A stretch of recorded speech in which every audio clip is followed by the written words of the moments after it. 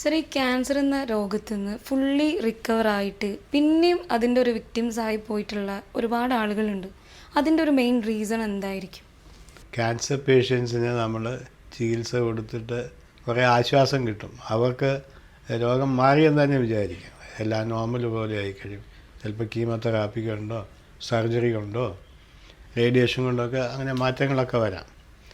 എന്നാൽ അങ്ങനെ സുഖമായിട്ട് കുറച്ച് കാലം കഴിയും പെട്ടെന്നൊരവസരത്തിൽ കേൾക്കാം ഇത് റിക്കറൻസ് വന്നുപോയി, മറ്റുള്ള അവയവങ്ങൾ പിടിച്ചുപോയി, ഉണ്ടായ സ്ഥലത്ത് തന്നെ വീണ്ടും ഉണ്ടായി.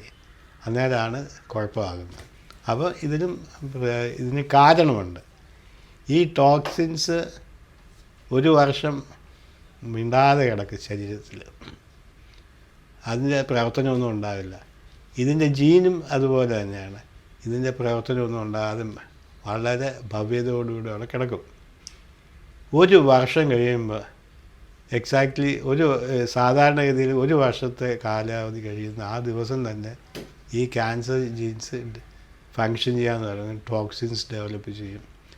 അങ്ങനെ ഈ രോഗം രണ്ടാമതും വരും. അപ്പോൾ ആദ്യം കൊടുത്ത ട്രീറ്റ്മെൻറ്റ് പോരായിരിക്കും.